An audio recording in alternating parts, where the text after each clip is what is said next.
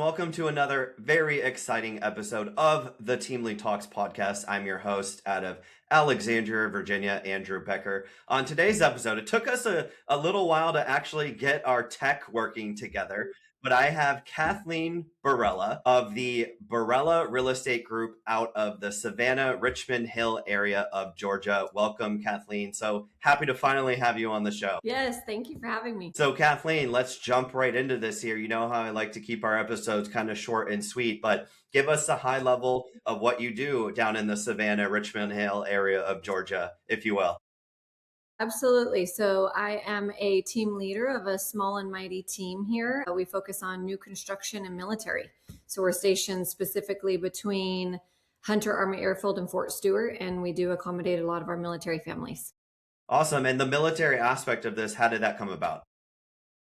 That came about by me being married to someone in the Army at one point in time. So I was born and raised in Albuquerque, New Mexico. I had moved around a little bit. My stepdad was involved at the VA Medical Center, and then met someone from our hometown that just happened to be in the military. Okay, cool. And I know you got your start in Albuquerque in real estate in 2003. Is that correct? So you've been in the industry for about 23 years? Almost 24 years. So in 2002. Yeah. Okay. And I know that because that was the year my son was born. But yes, got my start there. My brother called me one day. This was around the time of everybody flipping houses. He was a firefighter. Okay. Typically, they have two jobs or have another trade. And he said, I need you to get your real estate license. None of these agents are answering their phone. And if you answer your phone, you'll be immensely successful. Nice. So that was your MO going into being a real estate agent, just simply answering your phone, which I still think is true to this day. Kathleen, would you agree with that? 100%. My agent, so I mentioned we're a small team, and my buyer's agent, she actually put a post up yesterday that said, I have buyers and agents. I need you to, listing agents, seller reps, I need you to answer your phone because this is getting a bit obnoxious in so many words. And she said her phone was blowing up with people like, what do you need? Who do you have? Because on one aspect, we hear the market isn't moving, but on the flip side of it, that doesn't mean slow down. That means maintain course. And those ones that do and answer their phone and show up will actually reap the benefits. Yeah, it's the simple little things that can make big, movement in your business. But Kathleen, let's talk about your team. You mentioned you have a small but mighty team. Walk us through. This is the Team Lead Talks podcast, so we do talk to a lot of different team leaders. Everyone has their own team model. What does yours look like? What does it feel like being a member in your team here? Yeah, so kind of taking it a step back, I actually never really wanted to have a team. That wasn't in my future or vision of what I was doing or what I was building. I just am very independent. I thought it was always going to be that way. Things were successful. I was happy. And then the opportunity got too grand. And I had a coach. I believe in coaching. I've always had coaches. And the next step, of course, was to hire an assistant. And it happened simultaneously where I found two talents, one a newly licensed person and one a experienced large team admin, transaction coordinator. So brought them both on at the same time. It was wonderful. It gave me leverage. She was excited to work with the buyers. I was glad to focus on sellers and builders, representing builders at that point in time. And it worked really well. And then you think that there's always this next milestone or this next step that you have to take. So naturally, I was being coached to grow the team and recruit. And I did that. We got up to about 6 agents, and I didn't feel like I was living anymore. I don't know really what that tension or that disconnect was, other than I didn't enjoy that position. And I didn't enjoy that higher volume of agents. So we're back down to one buyer's agent, one showing partner, same TC I've had. So when we've brought agents on, they've stayed for a number of years, which has been very powerful. What it feels like being on the team is definitely, I would say, high support and major guidance. So the basic standards, the systems are there. You know what to do. You know where to find the answer. If you're resourceful, you'll be successful. And then that additional layer that we have with Brittany having 11 years and me 24 years experience, there isn't anything that we can't create system wise if it's calling for that, right? If it's something is repetitive or you want to grow even more. Or I love the problem children in the sense of getting really creative with resolutions. That's where my brain comes in. I got a call from my agent yesterday and she said, I need your brain. So they'll call on me with exactly that. I need your brain. Here's a situation. Give me clarity. So I do a really good job at bringing clarity. Kathleen, one thing that you said that's very interesting to me about your first like go around of the team, when you mentioned you had 6 agents kind of working under you and you didn't feel comfortable in that role. Again, a part of this podcast is to talk to people about good stuff, but also about stuff that didn't quite work out for whatever reason, good, bad, or like if it was your choice. Can you, if you will, could you expand on what you meant? And I think this is important because there's a lot of people out there today that are thinking about doing a team or forming a team, creating a team, expanding their team, and they might want to hear what you're about to say. Would you mind sharing what Yeah, you meant? yeah, yeah, absolutely. So I didn't get into real estate for the money, right? I didn't get into real estate to be a cute, pretty agent running around showing these beautiful houses. I got into it because my brother enticed me by saying, you have automatic business and I'm your first client right out the gate. He was like, okay, well, let's see what this is. I then fell in love with servicing the client. I then fell in love with recognizing that if I do a good job for this one person, they're then going to tell other people. And then it's just Mm-hmm. math, right? Then it's just multiplying. Your average commission check is 10,000 times X equals X. And I fell in love with that math, right? And knowing that there wasn't a cap. So I really enjoy all aspects of being an agent. When I brought another agent on, and I was able to, she was amazingly talented. And I was able to duplicate that mentality. We don't chase money, money runs, right? We're really looking at these fundamentals and foundational pieces of really going high level in servicing our client, advocating for them, being in their corner, and our doors are going to be wide open with business off of referrals. And it worked and it was wonderful. And as I started adding agents, I couldn't give them that one on one training the way I did the first agent. And it always felt as though there was a coin agent that was super talented that was selling 50, 70, 86 houses, making 150, 250,000. And that then became the standard when you got on my team. And that was very heavy for me. That was Right. extremely heavy for me to have that kind of tagline. If you're on her team, you're going to be a rock star, right? She builds rock Yeah. stars. And there's not all agents aren't created equal in all aspects. And I got some agents on the team that just wanted to be handed things and Mm. they didn't have that same talent. Once I Right. started to recognize that my energy was draining, I I felt dysregulated in all honesty, and it was like, okay, I'm not enjoying this and my clients aren't getting the best of me anymore. I'm spread too thin.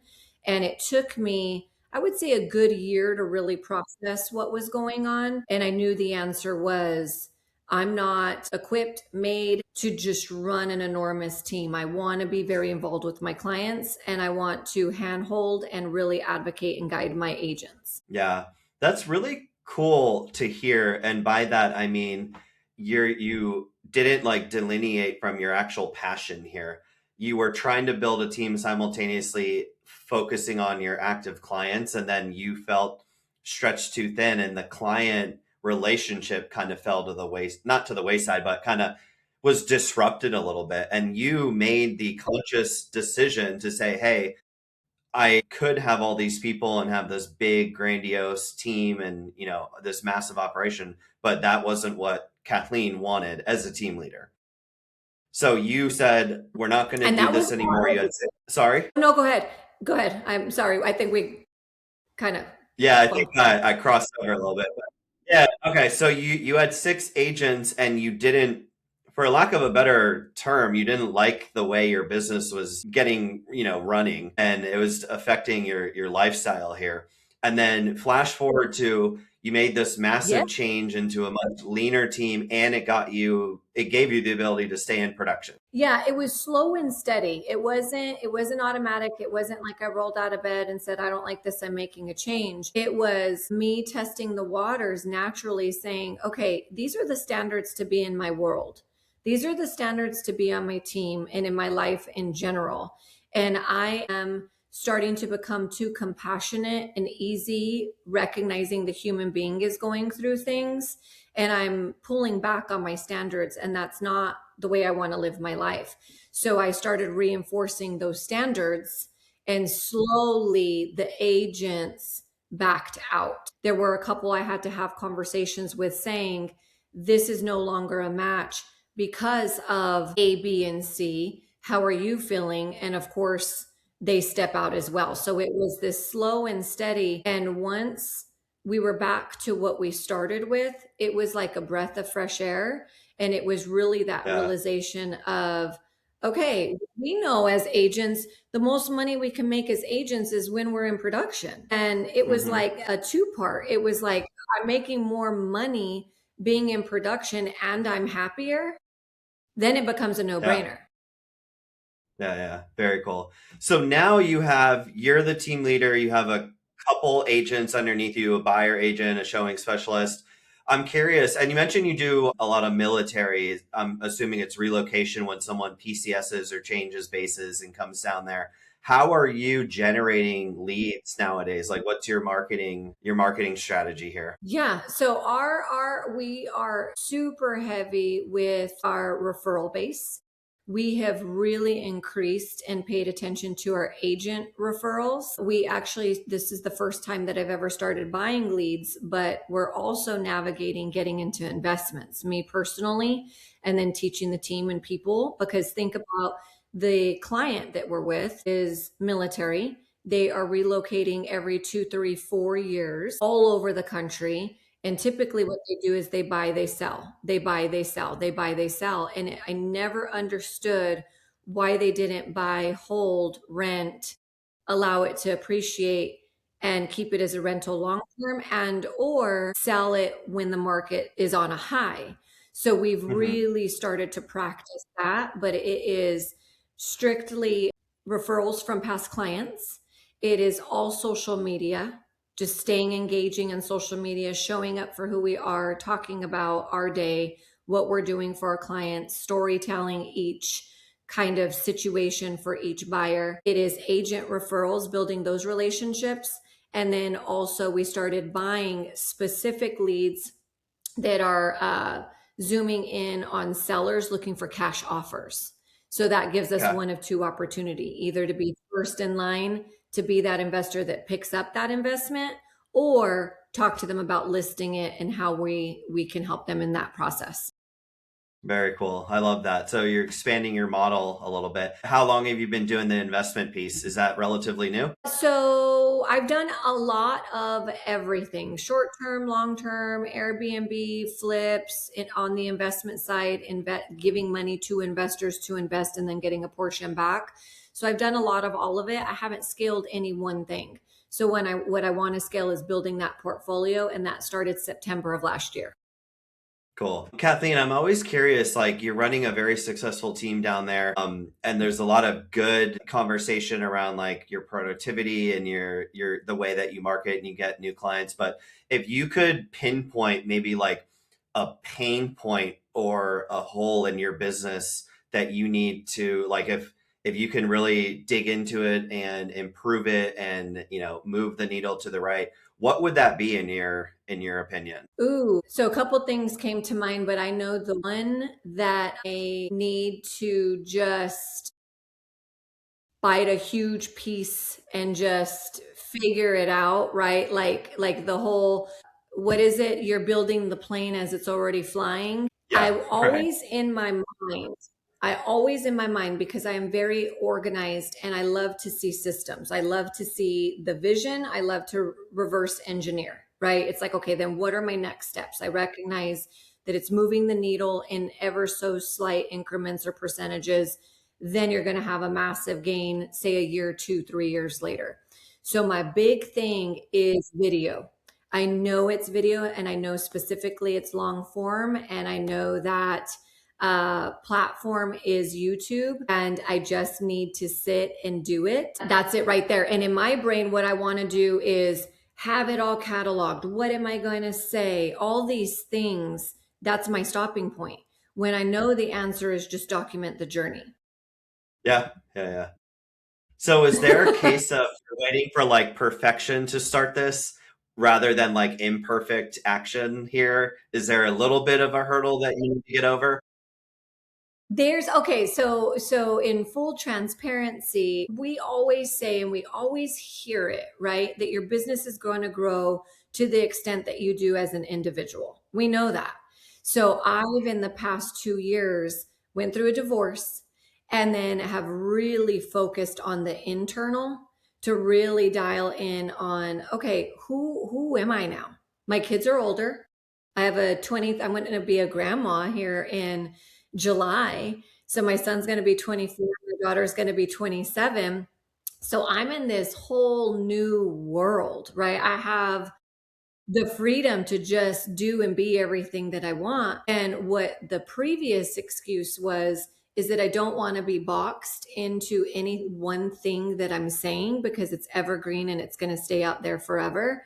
But through that personal growth and that internal healing, it really is just knowing that the world opens up when I show them who I am and really having that confidence in my voice and saying, this is who I am today. And guess what? It's going to change tomorrow.